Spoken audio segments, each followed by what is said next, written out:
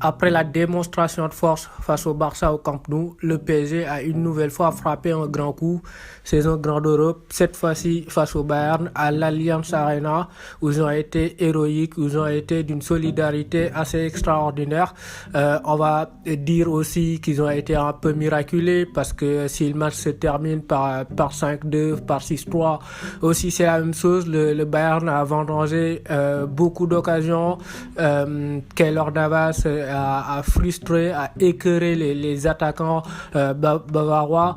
Mais voilà, on va replacer un peu les choses dans leur contexte. Avant le match, il te manquait Verratti, il te manquait Paredes, et puis on se posait 1 milliard de questions par rapport à comment le PSG allait pouvoir résister à la pression démentielle du Bayern. Finalement, on a eu Danilo et Gueye devant la défense, mais l'équation, disons, a été résolue d'une autre manière. Le plan de bataille, c'était d'abandonner cette lutte pour contrecarrer, pour casser et s'extirper un peu de la pression bavaroise, parce que ça devenait illusoire, ça devenait utopique. Du coup, le plan de bataille, c'était évidemment d'essayer de trouver Neymar entre les lignes, qui va à son tour essayer de lancer Mbappé, qui va profiter des espaces que laisse évidemment à chaque fois cette défense très haute du Bayern.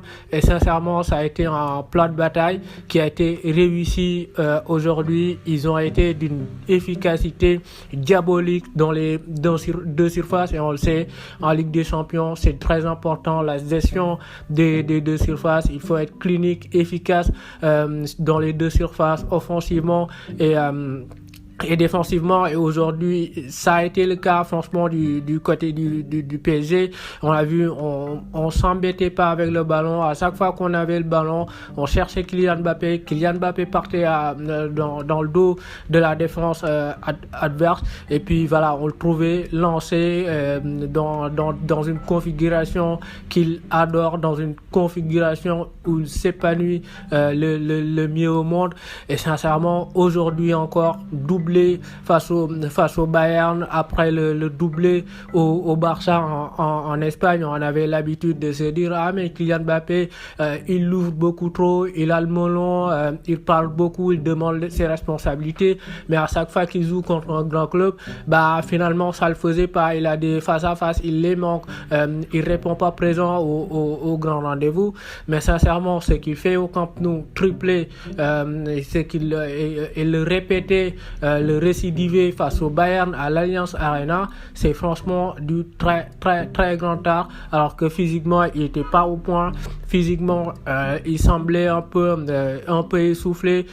C'était la raison pour laquelle d'ailleurs il a joué en faux neuf. Et aujourd'hui, justement, il a envoyé un grand message à toutes les personnes qui disent que ouais, c'est pas un neuf, il faudrait pas qu'il joue à ce poste-là, faudrait qu'il joue sur le côté et puis qu'il puisse rentrer à l'intérieur. Il a montré à tout le monde que voilà, quand il avait de l'espace, il pouvait parfaitement jouer à ce poste-là. Maintenant, le problème, c'est face au bloc bas, quand les équipes sont regroupées, c'est là évidemment où ça va être compliqué pour lui d'occuper quand même ce poste.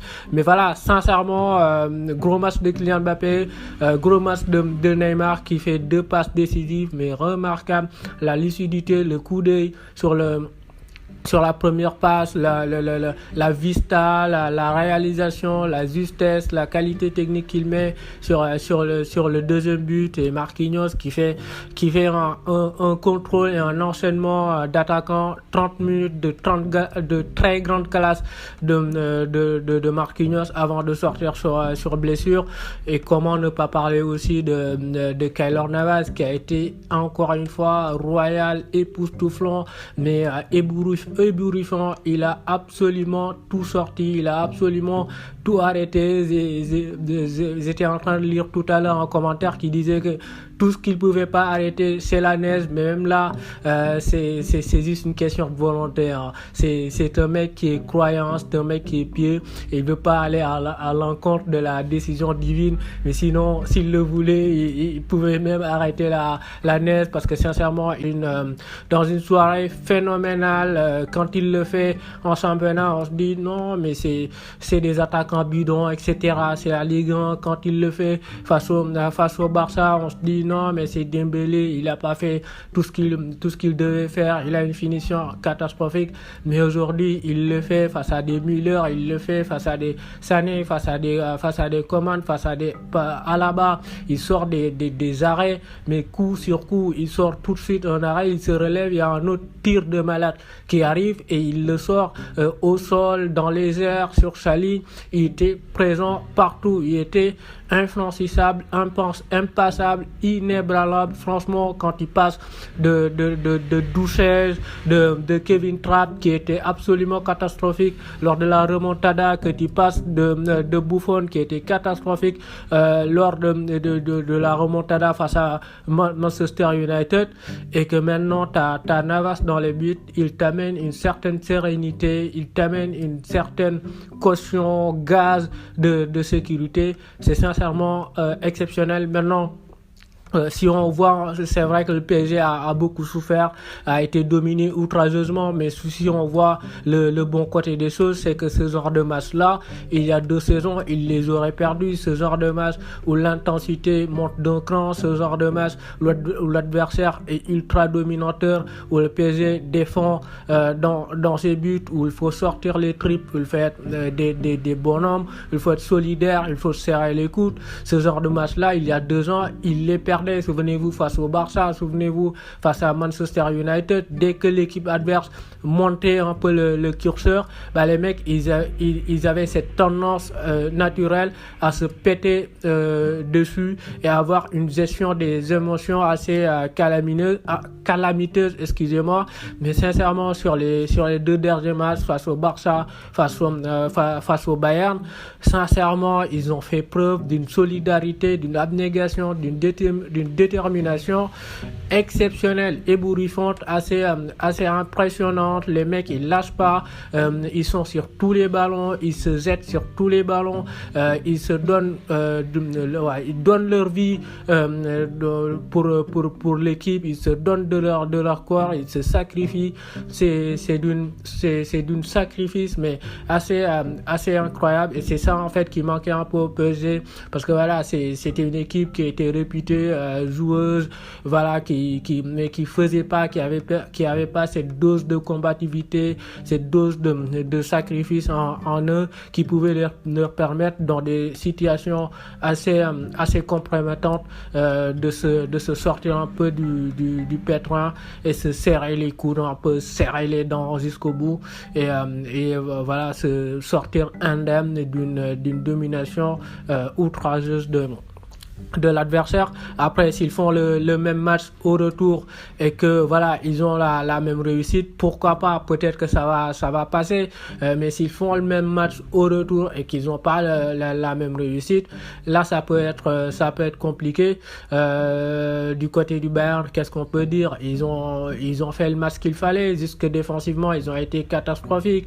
La remontée de Soule sur le deuxième but de Marquinhos, le mec, c'est comme une mamie de 90 ans, il n'a pas le droit de faire ça, de remonter comme ça. Il s'en moque complètement du jeu, il s'en moque complètement du respect qu'il doit avoir par rapport à la ligne défensive, à la ligne défensive, et par rapport à ce qu'un défenseur doit faire pour jouer le hors-jeu.